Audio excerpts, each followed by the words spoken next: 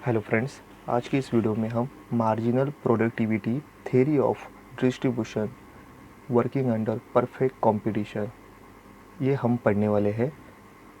इसके वीडियो के हम दो पार्ट किए हैं। फर्स्ट पार्ट में हम परफेक्ट कंपटीशन जो मार्जिनल प्रोडक्टिविटी थ्योरी डिस्ट्रीब्यूशन कैसे होता है ये देखेंगे, और सेकेंड वीडियो में हम देखेंगे कि marginal productivity theory under imperfect competition और उसके साथ J B. Clark marginal productivity theory और मार्शल और हिक्स इन्होंने जो दिया है मार्जिनल प्रोडक्टिविटी थ्योरी, ये दोनों थ्योरी और उसके साथ इम्परफेक्ट कंपटीशन कैसे वर्क होगा ये हम दूसरे वीडियो में सीखेंगे। तो आज की इस वीडियो में हम देखते हैं कि वर्किंग अंडर परफेक्ट कंपटीशन में कैसे मार्जिनल प्रोडक्टिविटी थ्योरी डिस्ट्रीब्यूशन होता है। तो स्टार्ट करते हैं। इसमें फर्स्ट आता है कि प्रोडक्शन फैक्टर। प्रोडक्शन के 4 फैक्टर होते हैं। फर्स्ट है लैंड, सेकंड है लेबर, थर्ड है कैपिटल और फोर्थ है जो इम्पोर्टेंट है, इन सबको लेके अपना प्रॉफिट बनाता है एंटरप्रेन्योर।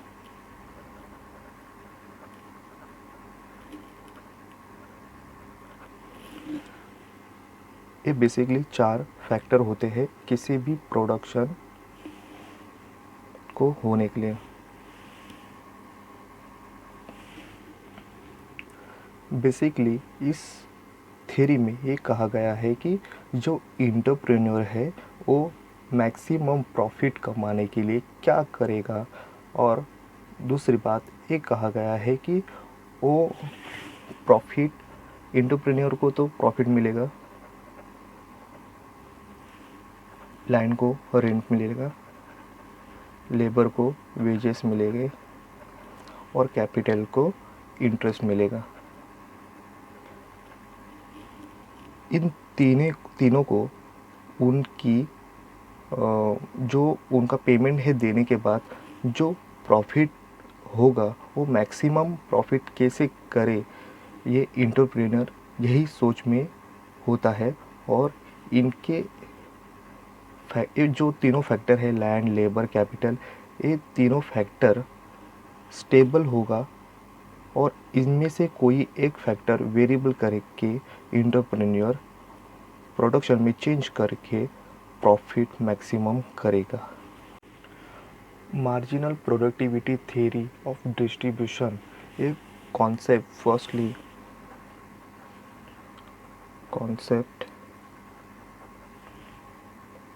फर्स्टली लाए थे sir Edward West and David Ricardo.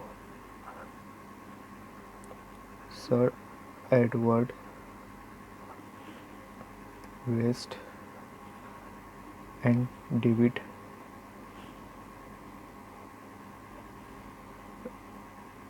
Ricardo. David Ricardo इन्होंने ये थ्योरी अपने लैंड डिस्ट्रीब्यूशन कैसे होता है इसमें हमें ये थ्योरी दिखाई देती है, जो उन्होंने प्रिंसिपल ऑफ पॉलिटिकल इकोनॉमी में मेंशन किया है। Principle of political economy.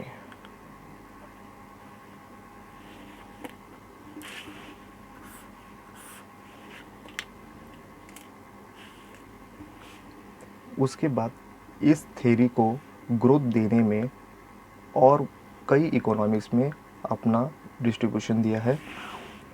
उसमें आते हैं Wicksteed and Marshall. Wicksteed and doctor Marshall 19th century में ये दोनों ने इंग्लैंड में इसकी थ्योरी पॉपुलर की थी।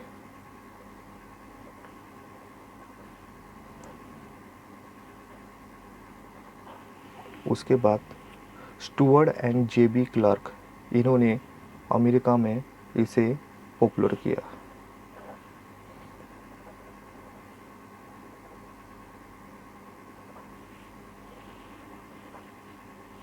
एंड जेबी क्लार्क,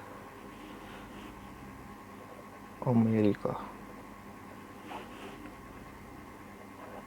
उसके बाद वॉलरस और वॉरेन, इन्होंने 1899 में इसे अमेरिका में और उसे पॉपुलर किया। वॉलरस एंड बैरन, इन्होंने 1899 में, जो दोनों भी अमेरिकन इकोनॉमिस्ट है।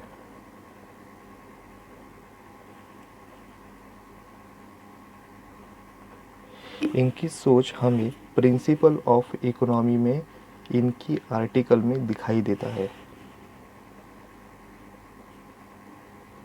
Principle of economy.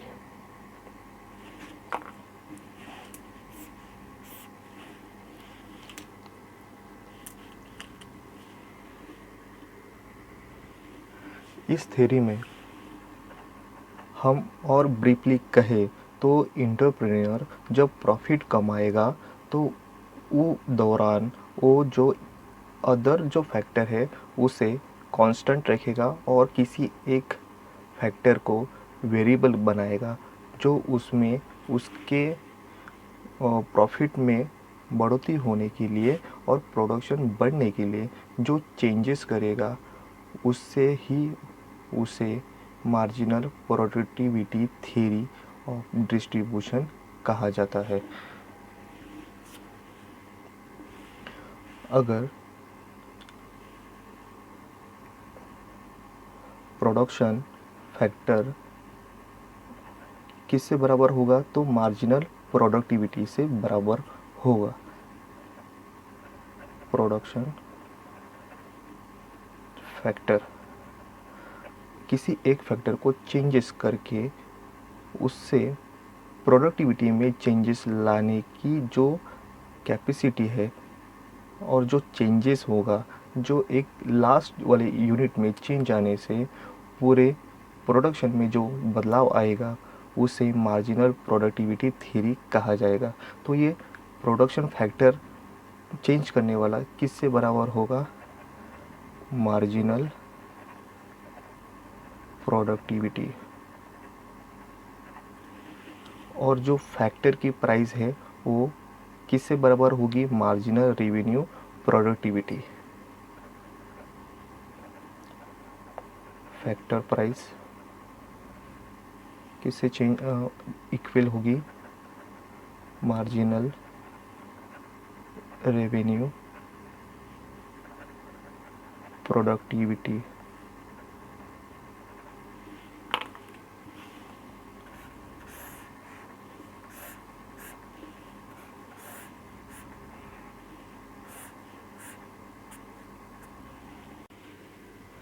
इसी के साथ हम डिफिनेशन देख लेते हैं। यहाँ पे फर्स्ट है एम.जी. अल्मर, इन्होंने कहा है कि मार्जिनल रेवेन्यू प्रोडक्टिविटी में be defined as the additions to total revenue resulting from the employment of the one more unit of the factor of production all over thing being constant।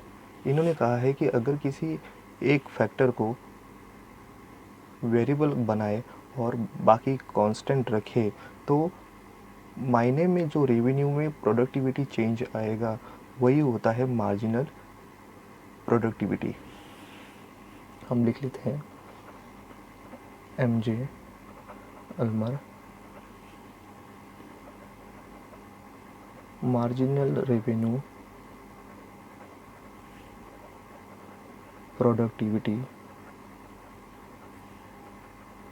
में भी define as the addition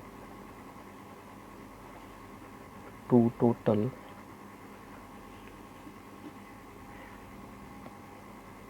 revenue resulting from the employment of one more unit of a factor of production,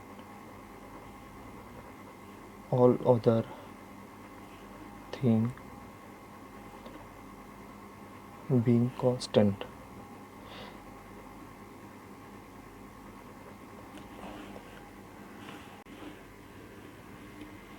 दूसरा है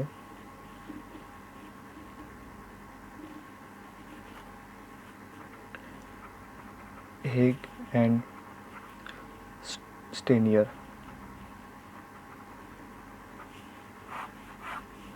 इन्होंने कहा है कि the price of the any factor of the production depend on hits marginal productivity.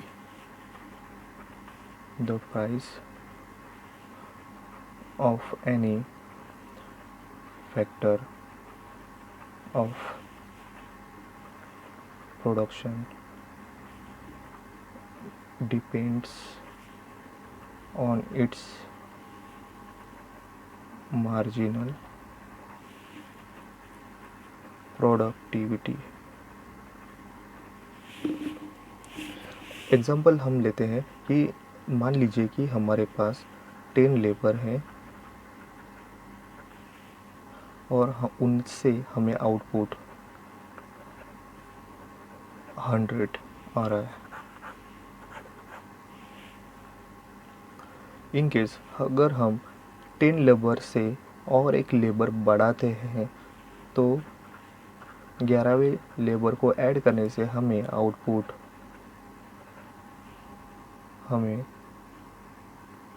108 अगर आता है तो इसका मतलब है कि 11वें जो लेबर है, जो 11वां लेबर है, एक लेबर हमें बढ़ाने से हमें आउटपुट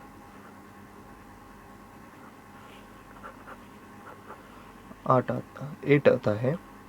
तो ऐसे ही अगर हमें उस लेबर की वेज ऑफ लेबर निकालना है तो हमें करना पड़ेगा प्राइस मल्टीप्लाई आउटपुट, इसे हमें वेज ऑफ लेबर मिलेगा। तो यहाँ पे प्राइस है, हम अज्यूम कर लेते हैं कि पर यूनिट प्राइस 10 है, तो यहाँ पे प्राइस 10 और आउटपुट हमें आया 8। तो यहाँ पे वेज ऑफ लेबर की आई हमें 80। अब ये जो एंटरप्रेन्योर है वो अगर ये जो वेज कम में उसे लेबर मिलेंगे तो और उसे वो लेबर ले लेगा और वहाँ पे प्रोडक्शन में डाल देगा। अगर वही 80 की जगह उसे अगर 100 रुपीज़ देना, एक लेबर को देना पड़े, तो वहाँ पे उसका जो कॉस्ट है, कॉस्ट से बढ़कर उसको पेमेंट करना पड़ रहा है। जो उसका रेवेन्यू है वो कम है और कॉस्ट ज़्यादा है, तो यहाँ पे वो लॉस्ट में है। तो यहाँ से अगर उसे मान लीजिए 70 तक और घटे हुए उसे वो लेबर मिलेगा, तो और वो उसकी जो इक्विलिब्रियम है वहाँ तक जाने तक, उसकी जो लेवल है वहाँ तक जाने तक वो लेबर बढ़ाएगा। और 80 के ऊपर अगर जाता है वेज तो उसे वो लॉस्ट है एंटरप्रेन्योर को। तो यहाँ पे हम VMP किससे बराबर होता है, MP multiply P।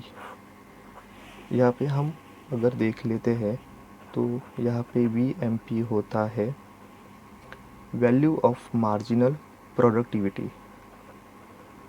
Value of marginal productivity. MP होता है marginal productivity,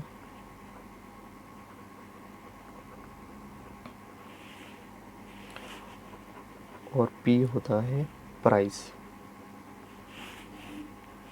VMP means total जो यूनिट है, जो यूनिट से जो हमें मार्जिनल प्रोडक्टिविटी मिली है, वो अगर प्राइस से मल्टीप्लाई करेंगे तो हमें वीएमपी मिलेगा। इस तरह से एक एंटरप्रेन्योर अपनी इक्विलिब्रियम कहाँ तक रखेगा, जो मार्जिनल प्रोडक्टिविटी कहाँ से बराबर होगा, मार्जिनल कॉस्ट। तो ये होगा entrepreneur equilibrium.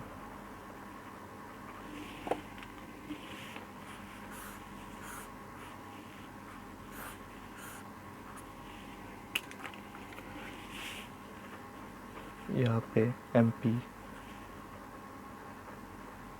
Marginal productivity,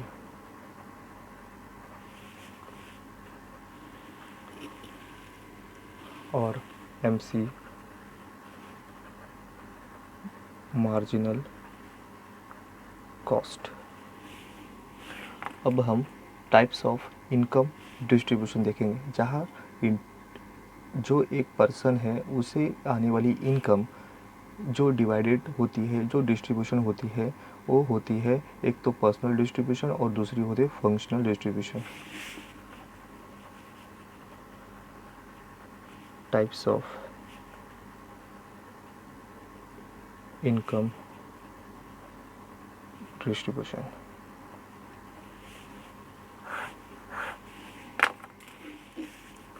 first होती है पर्सनल डिस्ट्रीब्यूशन। किसी एक इंसान को इनकम आ रही है तो कौन से फैक्टर से आ रही है, ये जो काउंट करना है, जो डिवाइडेशन करना है, वो कर नहीं पा सकेंगे, और उसे एक्चुअली कहाँ से उसे इनकम होती है और उसके सोर्सेज क्या है, वो हम समझ नहीं पाएंगे इस पर्सनल डिस्ट्रीब्यूशन में, जो उसकी टोटल इनकम होती है। और दूसरा होता है जो फंक्शनल डिस्ट्रीब्यूशन होता है, उसे थ्योरी ऑफ फैक्टर प्राइसिंग कहा जाता है, जो हम इस थ्योरी में पढ़ने वाले हैं। उसे कहते हैं फंक्शनल डिस्ट्रीब्यूशन, या उसे थ्योरी ऑफ फैक्टर प्राइसिंग ही कहा जाता है।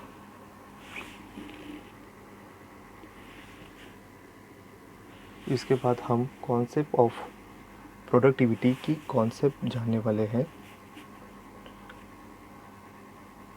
Concept of productivity.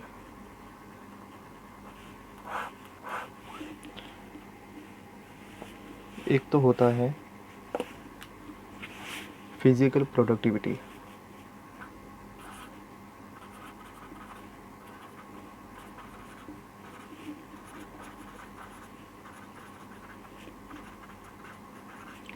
Physically productivity जो किसी यूनिट को चेंज करने से जो एक्चुअल में जो चेंज हुआ है उसे, और जो प्रोडक्ट हुआ है उसे फिजिकली प्रोडक्टिविटी कहते हैं। इसका कनेक्शन हम रियल कॉन्सेप्ट में करते हैं, और ये जो फिज़िकली जो प्रोड्यूस हुआ है उसे हम काउंट कर सकते हैं physically. Countable on physically.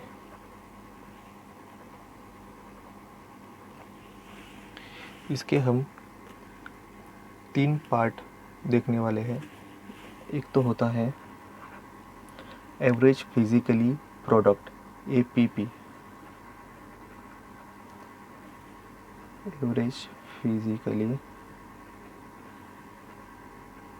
Product APP।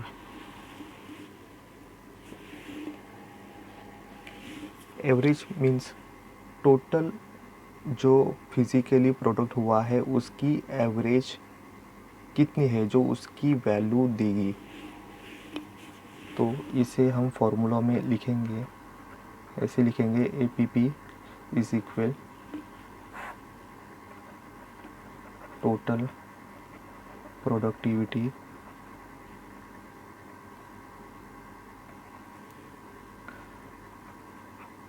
TP और डिवाइड करेंगे टोटल फैक्टर या कंपोनेंट्स काउंट।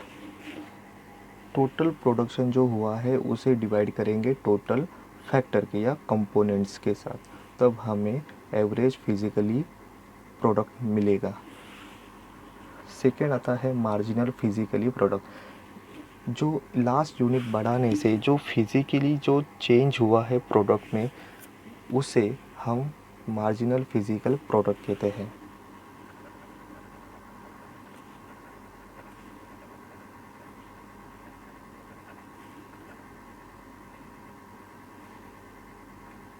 इसे MPP कहा जाता है। तो इसे फॉर्मूला में हम लिखेंगे MPP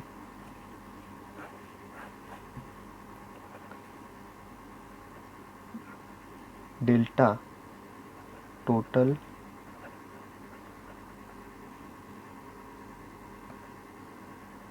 प्रोडक्टिविटी।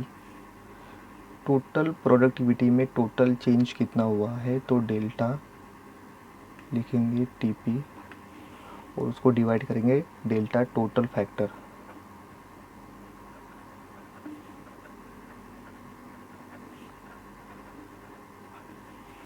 टोटल प्रोडक्टिविटी में चेंज कितना हुआ है जो डेल्टा में हम कहेंगे, और डेल्टा टोटल क्वांटिटी में कितना चेंज हुआ है टोटल फैक्टर के। तो इससे हमें मार्जिनल फिजिकल प्रोडक्टिविटी काउंट मिलेगी। थर्ड होता है value of marginal physical product.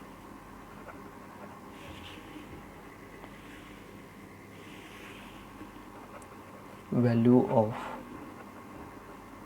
Marginal physical product, इसे हम VMPP कहेंगे।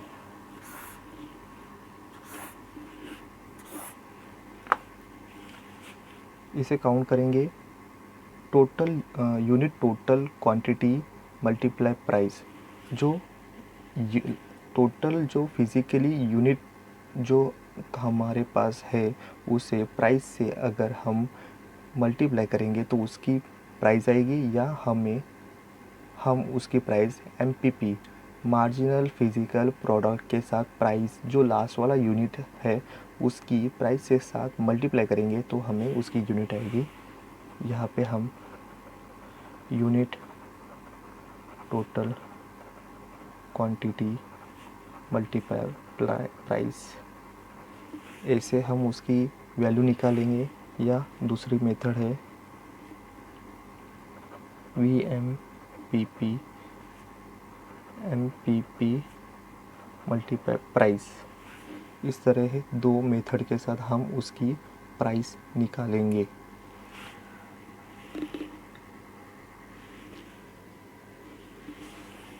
कॉन्सेप्ट ऑफ प्रोडक्टिविटी की सेकेंड काउंट है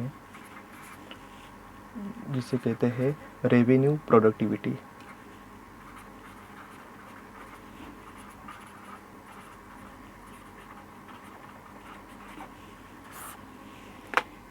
इसके दो मेथड हैं। एक होता है average revenue product ARP,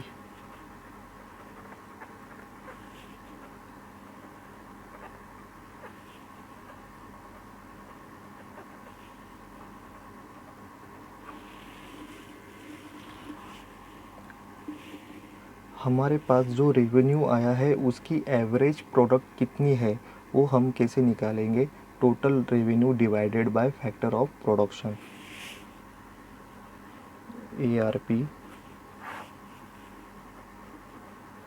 total revenue. हमें टोटल रेवेन्यू कितना हो आया है और उसे डिवाइड करेंगे factor of production.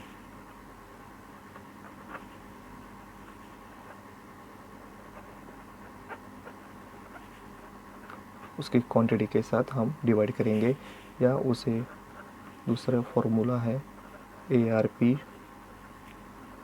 APP, average,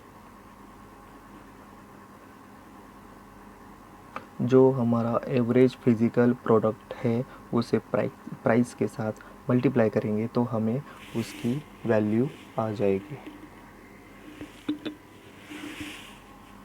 दूसरा है marginal revenue product. Last unit जो हमने उसे बढ़ाया है, जो उसमें जो चेंजेस आए हैं उसके चेंजेस से हमें जो रेवेन्यू मिला है उसे कहेंगे marginal revenue product. Marginal revenue product, MRP। MRP हम कैसे निकालेंगे? MPP multiply MR। Marginal physical product हम मल्टीप्लाई करेंगे MR, मार्जिनल रेवेन्यू, तो हमें मार्जिनल रेवेन्यू प्रोडक्ट मिलेगा। इसी के साथ हम इस थ्योरी के अजम्पशन ही देख लेते हैं।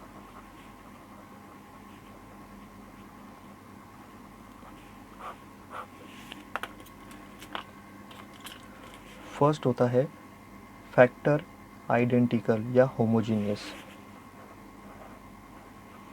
जो फैक्टर है सब एक जैसे ही होंगे।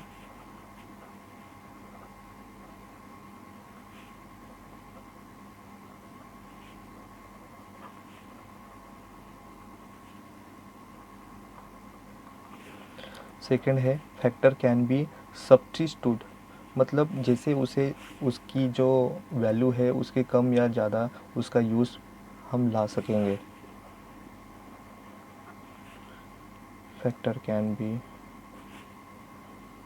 सब्स्टिट्यूट।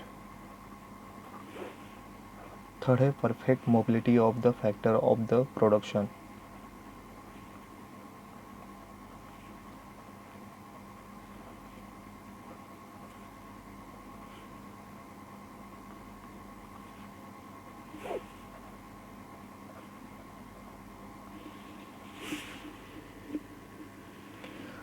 जो परफेक्ट मोबिलिटी है फैक्टर की वो प्रोडक्शन के लिए कहाँ ही मूवेबल होगा। फोर्थ है application of the law of diminishing returns या डिमिनिशिंग मार्जिनल रिटर्न। ये लॉ हमें इस थ्योरी में दिखने में आएगा। डिमिनिशिंग मार्जिनल रिटर्न, जो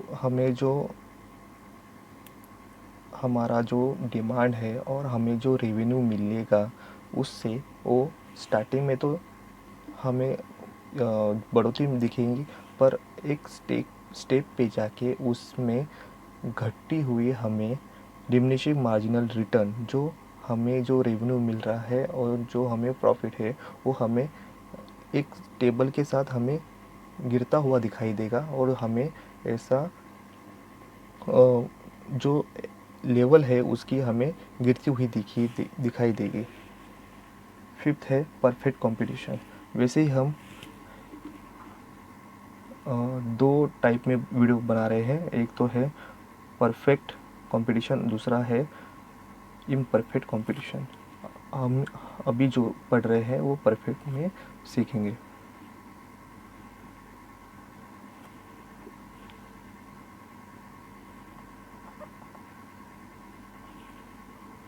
सिक्स है लॉ ऑफ वेरिएबल प्रोपोर्शन।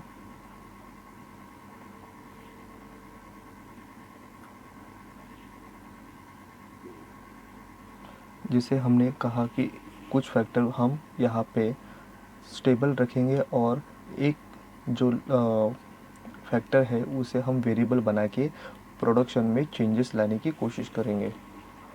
7 है रैशनल बिहेवियर, जो दोनों में, जो प्रोड्यूसर है और जो कंज्यूमर है, दोनों में हमें रैशनल बिहेवियर दिखाई देगा।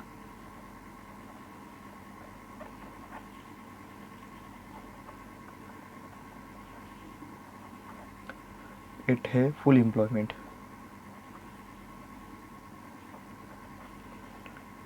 हमें फुल एम्प्लॉयमेंट में यहाँ पे कोई भी अनएम्प्लॉयमेंट नहीं दिखेगा, यहाँ पे फुल एम्प्लॉयमेंट हमें दिखने में आएंगे। और ये जो थ्योरी है हमें लॉन्ग रन में अप्लाई होगी।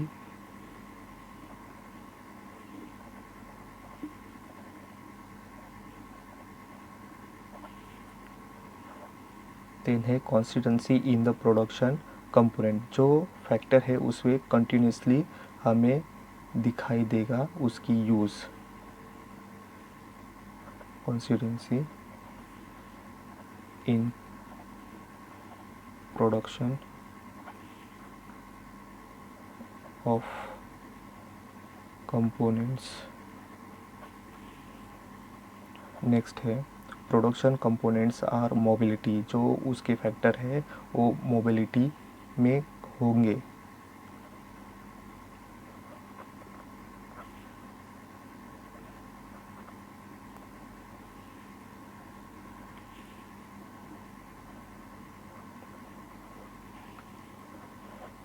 नेक्स्ट है production components are more efficient.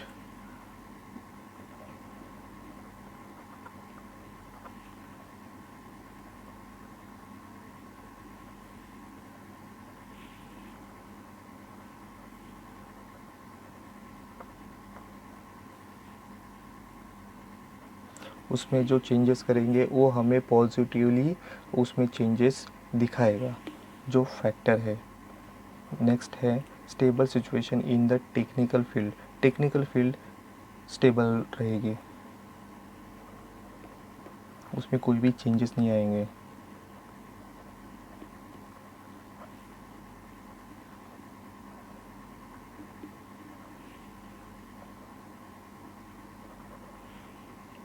Next है फ्री ट्रेड मेथड।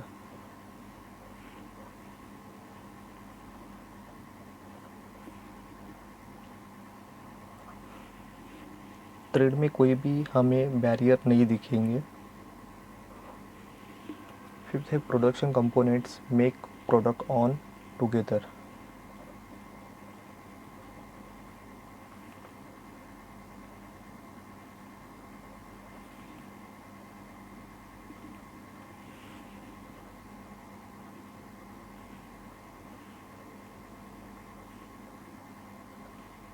जो फैक्टर है प्रोडक्शन के एक साथ मिलके काम करेंगे, पर उनकी जो मार्जिनल प्रोडक्टिविटी है वो सेम रहेगी। अगर उसमें कुछ फैक्टर को चेंज करेंगे तो उसकी फैक्टर की जो कंपोनेंट है वो चेंज होगा और उसका इफ़ेक्ट हमें उसकी पॉजिटिवली हमें प्रोडक्शन में दिखाई देगी।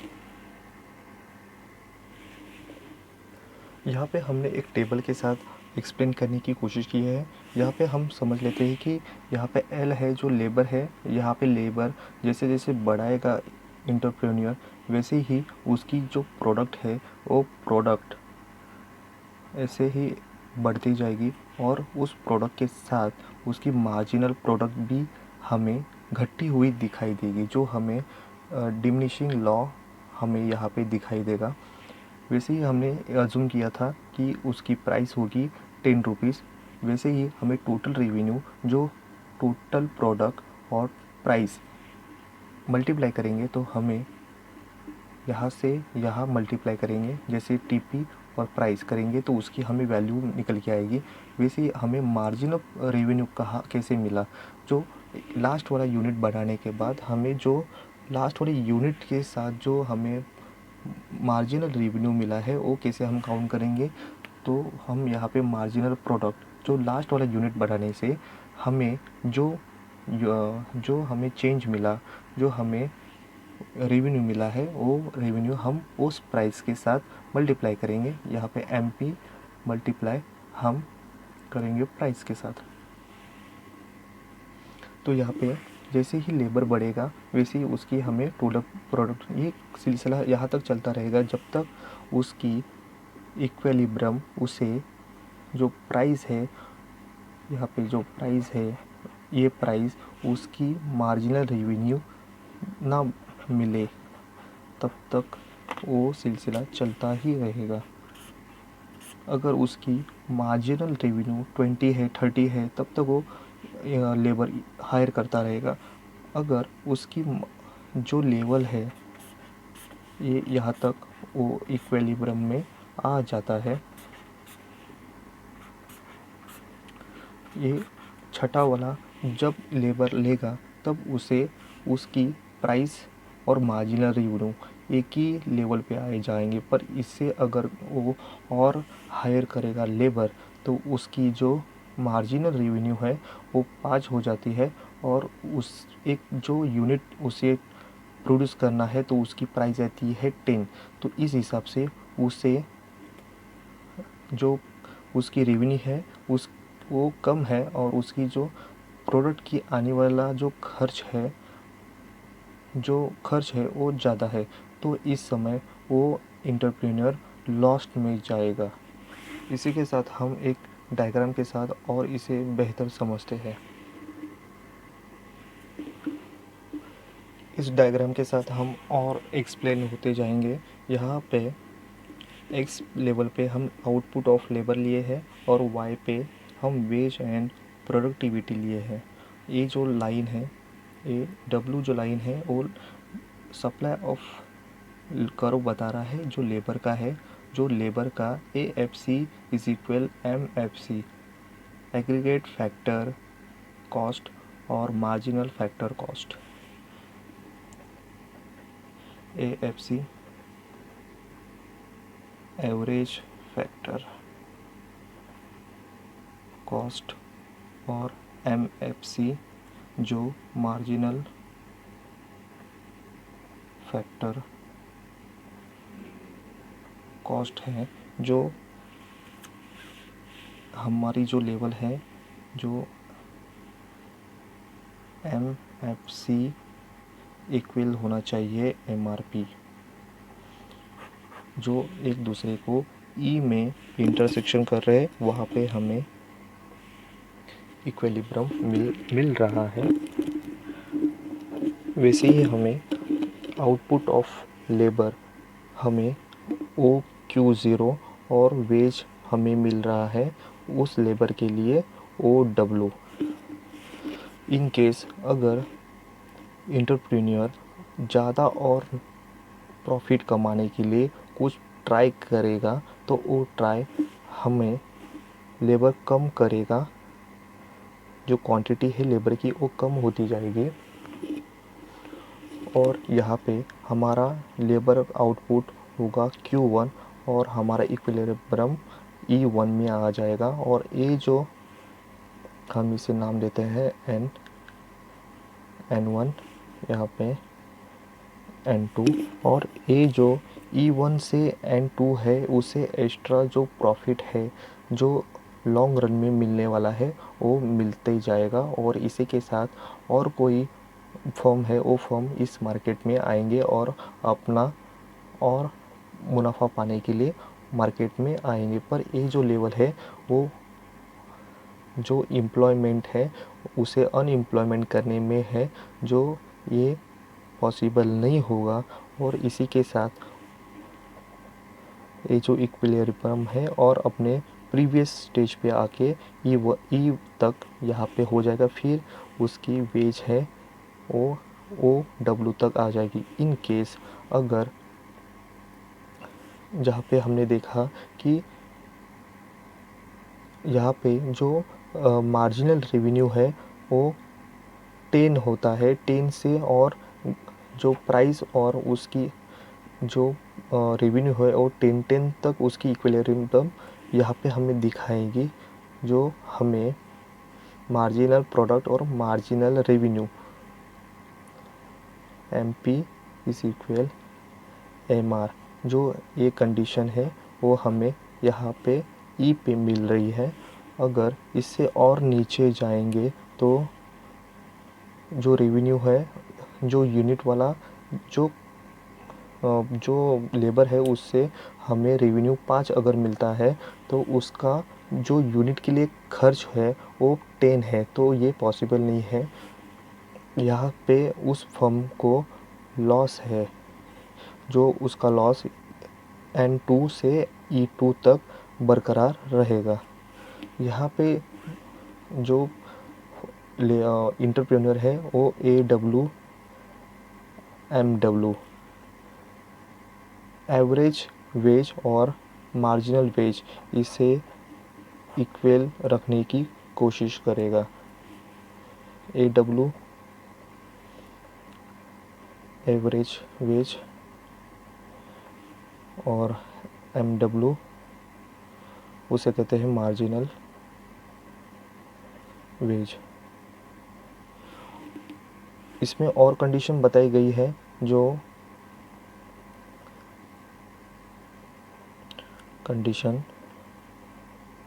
एक कंडीशन बताई गई है MFC MRP एक दूसरे को इक्वल रहेंगे, जहाँ पे यहाँ पे MFC और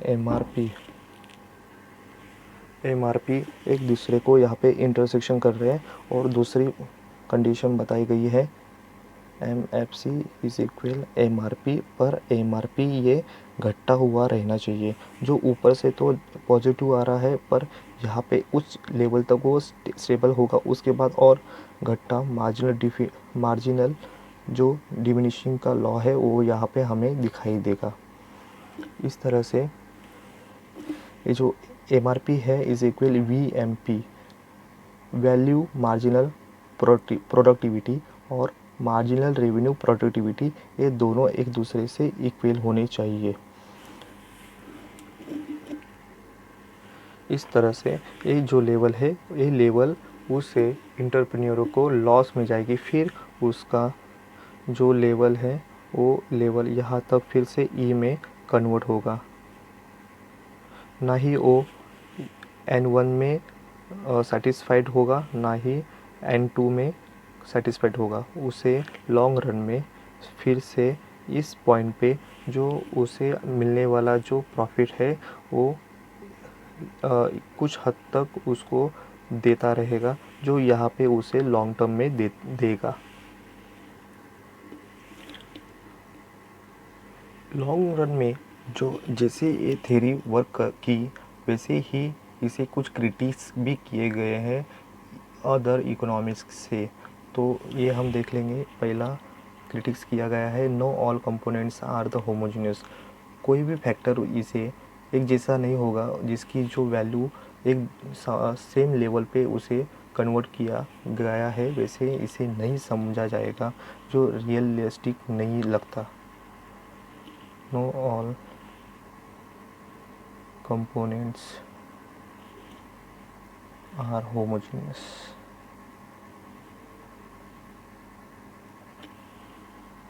सेकेंड है considering all components full substituted. जो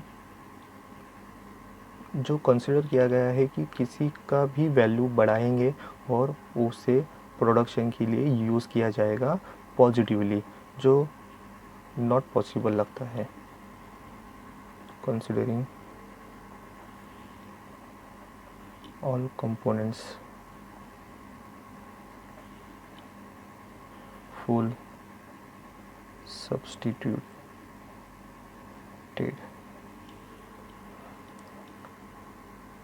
थर्ड है no perfect mobility of factor. हर कोई फैक्टर एक जगह से दूसरी जगह या उससे मोबिलिटी नहीं हो सकती। जैसे कोई जगह है, कोई लैंड है, एक जगह से दूसरी जगह उसे मोबिलिटी करना इम्पॉसिबल है।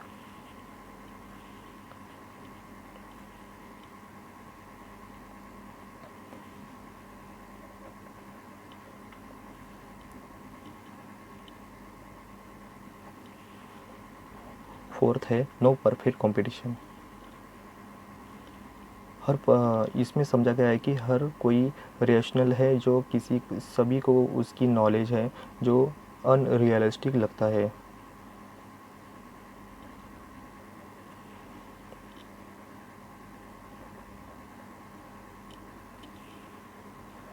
फिफ्थ है नो रैशनल बिहेवियर। जो दोनों कंज्यूमर है, कोई प्रोड्यूसर है, उनको रेशनल समझा गया है, जो पॉसिबल और ना ही मैच करता है रियलिस्टिक से।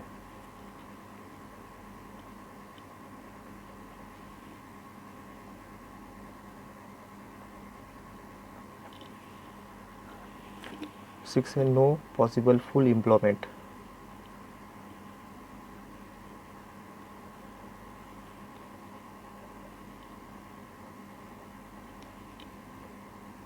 फुल एम्प्लॉयमेंट की सिचुएशन हर जगह नहीं होगी और ये पॉसिबल नहीं होता। सेवन्थ है no consider about a short term analysis. Short term के एनालिस को यहाँ पे कंसिडर किया गया नहीं है।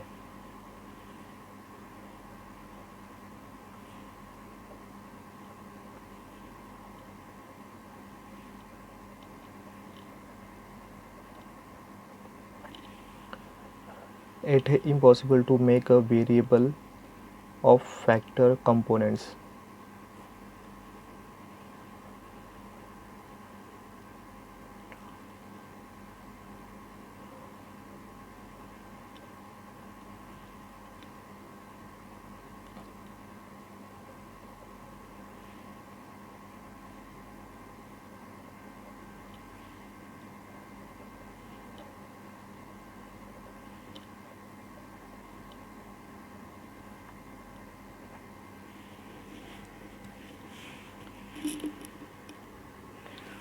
जो फैक्टर है वो कंपोनेंट जो बताए गए हैं वो कौन से लॉ और रूल्स पे वेरिएबल होंगे, ये जो बताया नहीं गया है।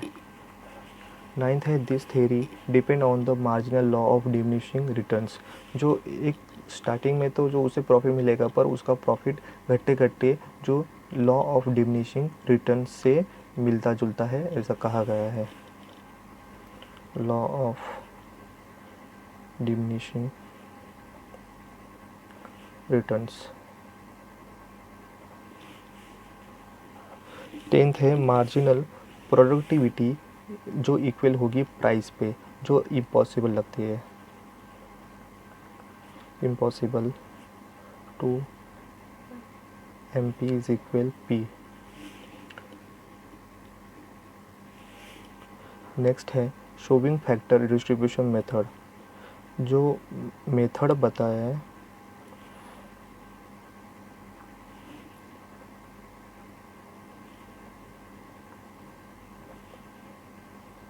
वो किस तरह से मेजर किया जाएगा कि कितना किसी कौन से फैक्टर से कितना डिस्ट्रीब्यूशन हुआ है, ऐसे कॉन्सेप्ट अब तक तो नहीं बताएंगे कि प्रॉपर कितना उसे डिस्ट्रीब्यूशन किया गया है और किसी का कम हो के किसी का डिस्ट्रीब्यूशन कितने बड़े हैं।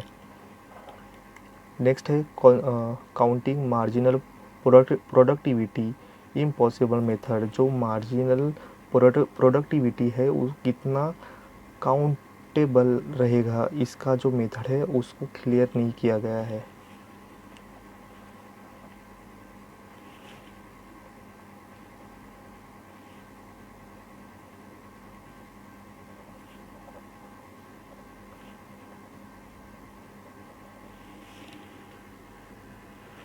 आज के इस वीडियो में परफेक्ट कंपटीशन के बारे में इतना ही। नेक्स्ट वाले वीडियो में हम पार्ट 2 में देखेंगे कि इम्परफेक्ट कंपटीशन में कैसे वर्क होगा और अदर जो मार्जिनल प्रोडक्टिविटी थ्योरी जो JB क्लार्क और जो मार्शल और हिक्स ने दिए हैं वो हम देखेंगे। आज के वीडियो में बस इतना ही। Thank you.